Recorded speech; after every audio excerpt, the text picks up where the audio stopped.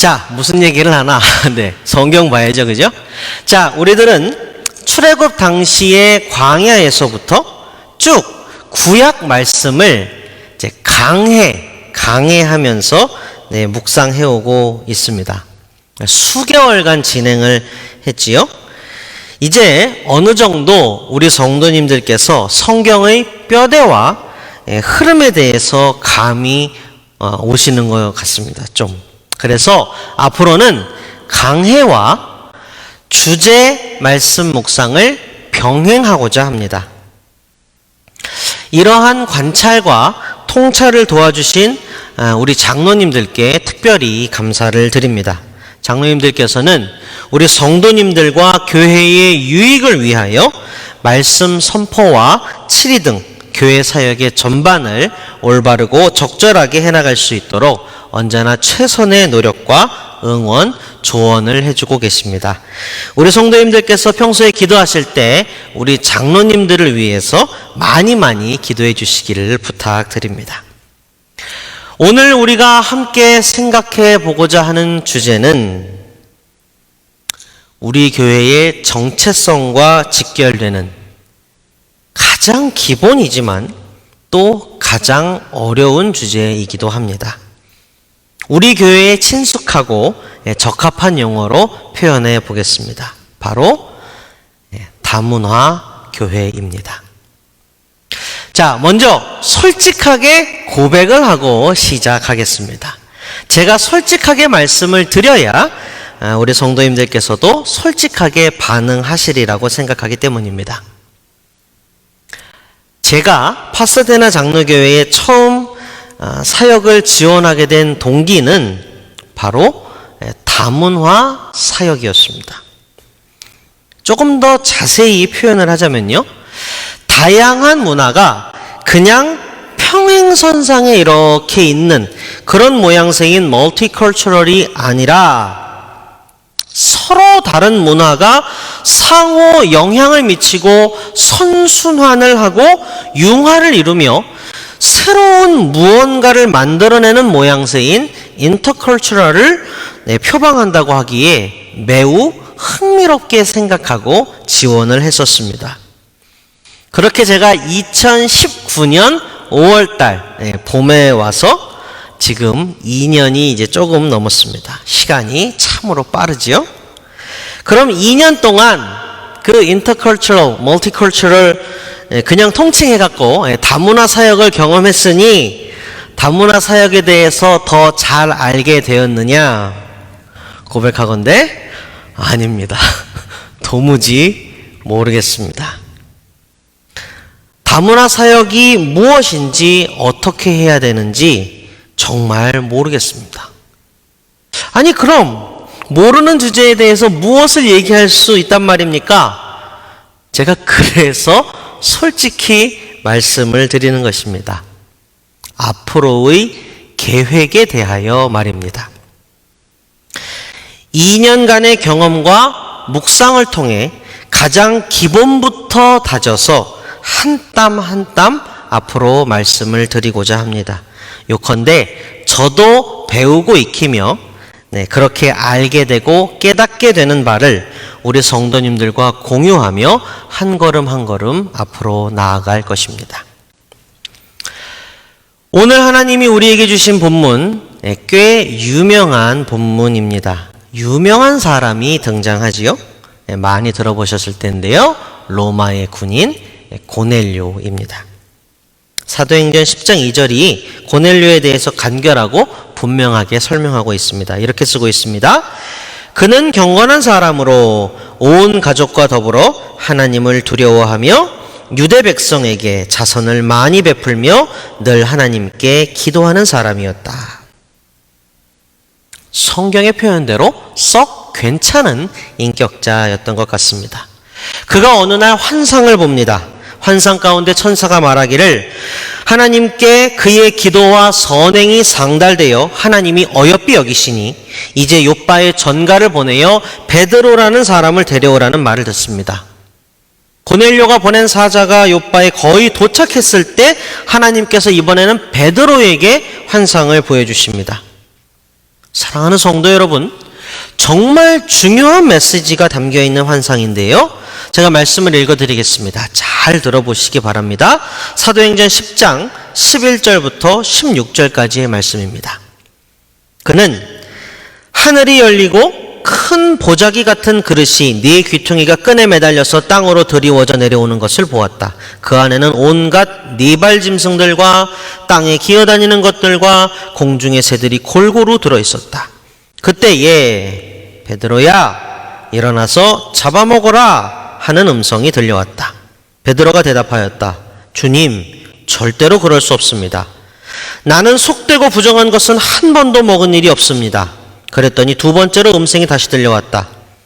하나님께서 깨끗하게 하신 것을 속되다고 하지 말아라. 이런 일이 세 번 있은 뒤에 그 그릇은 갑자기 하늘로 들려서 올라갔다. 베드로는요, 고민했습니다. 도대체 이 환상이 무엇을 말하는 것일까? 하나님은 이 환상을 통해 내가 무엇을 알게 되길, 깨닫게 되길 바라시는 걸까? 베드로가 이제 곰곰이 생각하고 있는데 밖에서 누가 문을 똑똑똑 두드립니다. 누구요? 하고 맞이하는데 그때 성령께서 베드로에게 말씀하셨습니다. 내가 보낸 사람이다. 의심을 거두고 동행하여라. 베드로를 찾아온 사람들이 하는 말이 이러했습니다. 사도행전 10장 22절이 쓰고 있습니다. 그들은 베드로에게 대답하였다. 고넬료라는 백부장이 보내서 왔습니다. 그는 의로운 사람이요 하나님을 두려워하는 사람입니다. 그는 온 유대 백성에게 존경을 받고 있습니다. 그는 사람을 보내어 당신을 집으로 모셔다가 말씀을 들으라는 지시를 거룩한 천사에게서 받았습니다. 자초지종을 들은 베드로는 고넬료의 사자들과 동행하였고 고넬료의 집에 도착했습니다. 딱 도착해서 문을 열고 딱 들어가 보니 많은 사람들이 모여 있었고 그 모여 있는 많은 이들을 보고 베드로가 한 말이 오늘 본문이고 본문의 주제요 핵심 메시지가 36절에 쓰인 그대로이니 오늘 설교의 제목이기도 합니다. 예수 그리스도는 만민의 주님이십니다. 당대의 정황과 배경을 살펴봄으로써 우리는 하나님의 메시지를 찾아갈 수 있습니다. 베드로의 환상을 보겠습니다. 자, 하늘에서 이 보자기가 내려왔대요. 이 보자기 같은 이런 그릇이 이렇게 내려왔대요. 그 안에 온갖 네발 짐승, 땅에 기는 거, 공중의 새들이 들어있었대요. 베드로가 이걸 뭐라고 칭합니까? 아까 읽어드린 말씀에서 베드로가 뭐라 했지요? 속되고 부정한 것이다 이렇게 했어요. 그렇기 때문에 베드로는 한 번도 먹지 않은 것들이래요. 아니, 뭐를 근거로 베드로는 이것들을 속되다고 부정하다고 먹을 수 없는 것들이라고 했느냐? 우리가 수개월간 구약 강해 말씀 묵상에서 언급했었던 것입니다. 하나님 사랑, 이웃 사랑이라는 최고의 계명은 10계명이 되어서 이스라엘 백성에게 주어졌고 그 10계명이 구체화돼서 613개의 율법 조문이 되어 이스라엘 백성에게 삶의 지침을 제공했습니다. 그 율법 조문 중에 정결례라는 것이 있고 정결례에 보면 먹어도 되는 것, 먹으면 안 되는 것들이 기록되어 있습니다. 여러분, 베드로는 이스라엘 사람이지요? 그 외양과 행실이 바리새인만큼 되었는지 모르겠지만 아무튼 모든 이스라엘 성인 남자들의 머리를 꽉 채우고 있는 것은 율법입니다. 그러니 율법에 어긋나는 음식을 먹으라는 주님의 음성이 베드로에게는 의아하게 들린 게 당연합니다. 그런 베드로에게 주님이 말씀하셨습니다. 그 표현을 주목해서 보시기 바랍니다. 하나님께서 깨끗하게 하신 것을 속되다고 하지 말아라. 그거 더러운 거 아니다, 깨끗한 거다, 이게 아니라 하나님께서 깨끗하게 하신 것을 속되다고 하지 말아라. 분명 율법에는 어긋나서 부정한 건데 하나님이 깨끗하게 하셨다고 하네요. 아마도 베드로의 마음에 여러분과 제가 느끼는 그러한 바가 동일하게 느껴졌을 겁니다. 자, 베드로가 고넬료의 집에 이제 도착했어요. 많은 사람이 모여 있었어요. 말씀에 기록된 바 유대인들이 아니고 이방 사람, 아마도 로마에 살고 있는 수많은 이방 사람들이었겠죠.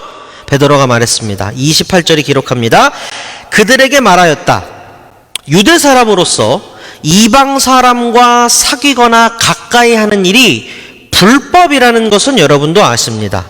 그런데 하나님께서는 나에게 사람을 속되다거나 부정하다거나 하지 말라고 지시하셨습니다.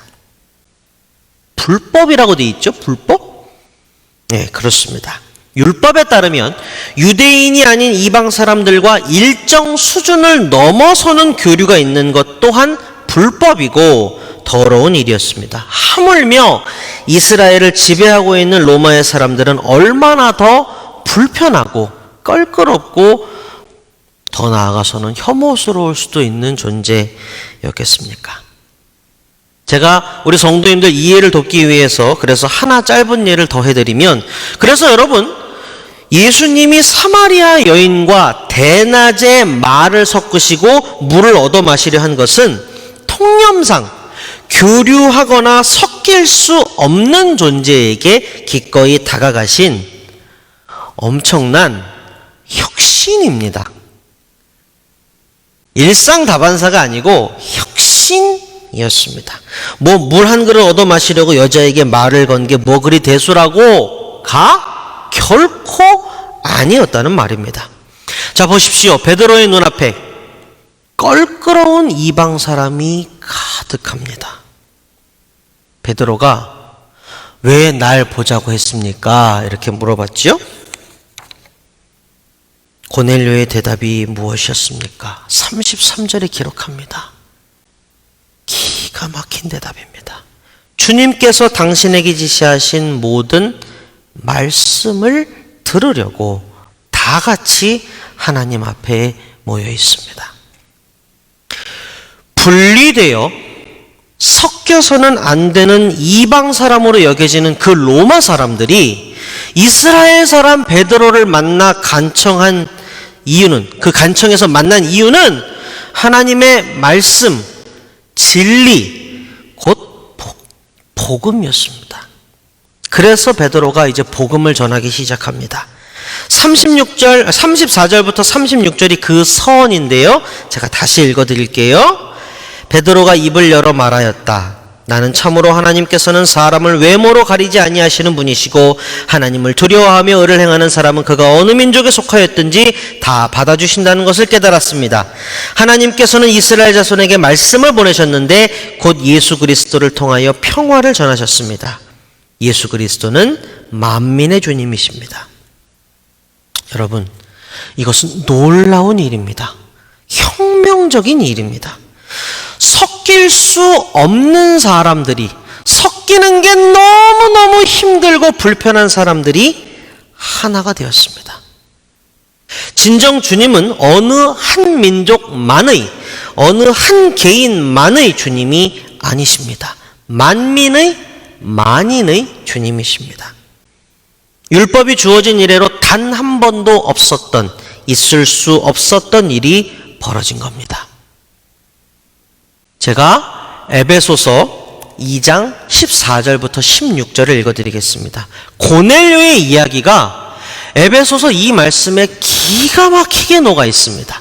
한번 잘 들어보시기 바랍니다. 그리스도는 우리의 평화이십니다.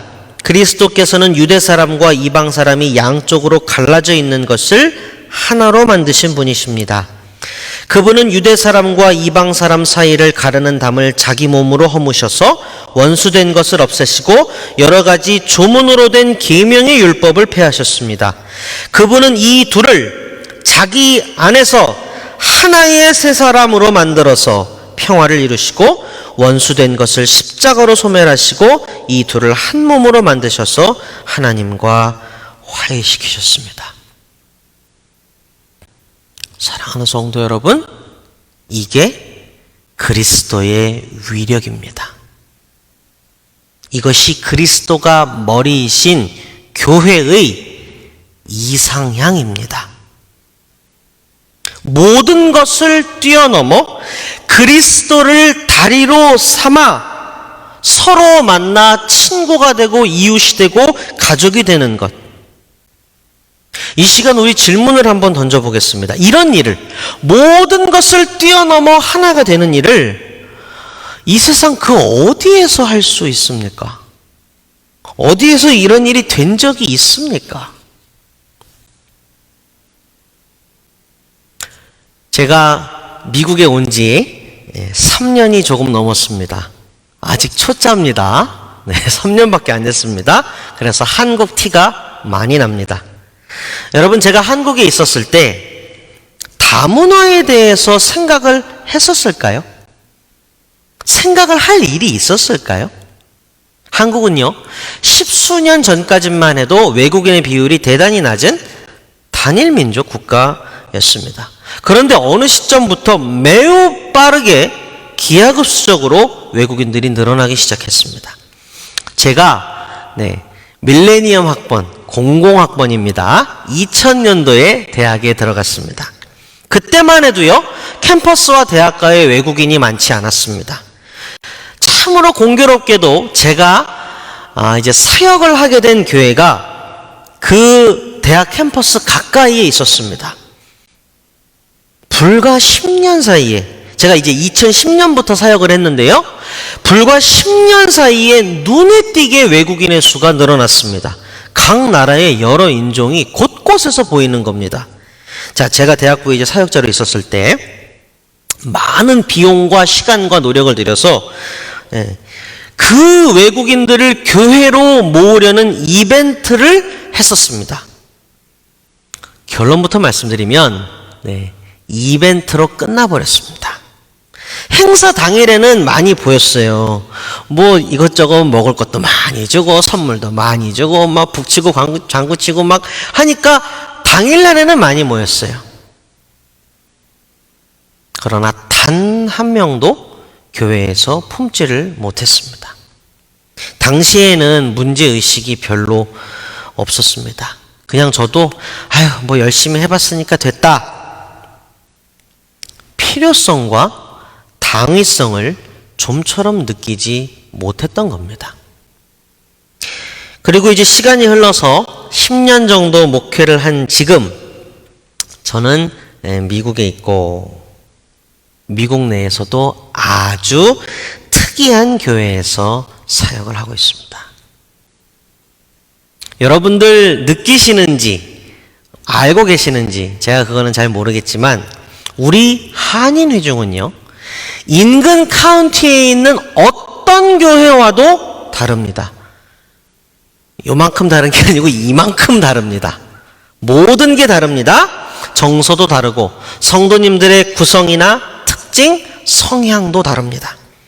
제가 파사데나 장로교회에서 2년 넘게 지금 2년이 조금 넘게 사역을 하고 있습니다만 미국 회중도 우리 한인 회중도 또 스페니쉬 회중도 서로에 대한 이해와 관심, 그리고 가장 본질적으로 다문화 사역의 당위성에 대한 생각이 많이 부족합니다.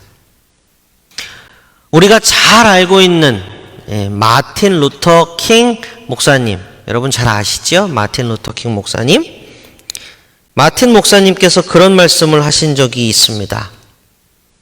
한 주의 시간 중에서 가장 분리가 일어나는 시간은 일요일 오전 11시이다. 참으로 많은 것을 내포하고 있는 말씀이지요. 자, 미국은 인종의 용광로이지요. 전 세계 모든 인종이 다 모여서 사는 나라입니다. 제가 먼저 명백하게 밝힙니다.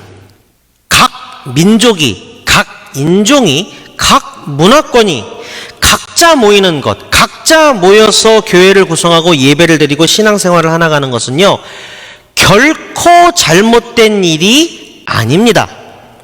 실제로 굉장히 크고 긍정적인 역할을 많이 해왔습니다. 부정적이라고 비판하는 것이 결코 아닙니다.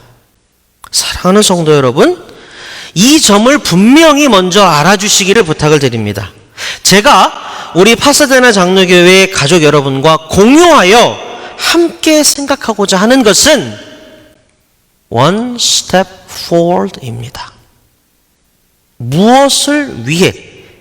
하나님의 뜻과 그리스도의 교회와 우리의 미래 세대를 위하여 한 걸음 앞으로 내딛는 것입니다. 제가 후에 신약을 강해할 때, 그때 말씀 묵상할 때 다루겠으나 미리 운을 떼자면, 예수님 승천 후에 이제 성령께서 강림하셨죠? 교회가 태동했죠? 이때부터 교회가 엄청난 핍박을 받았습니다. 유대인들로부터 또한 이방인들로부터 동서남북에서 공격을 받았습니다. 그런데 이는 성경의 기록에 근거하여 하나님의 섭리였습니다. 왜요? 복음이 예루살렘에 갇혀있지 않게 하기 위해서 사방천지로 뻗어나가 온 세계의 모든 민족에게 복음이 닿게 하기 위한 하나님의 뜻이었습니다. 유대인만 구원하는 게 아닙니다. 세계 만방을 구원하는 겁니다. 진실로 모든 이들의 주님이 되시기 위함이었습니다.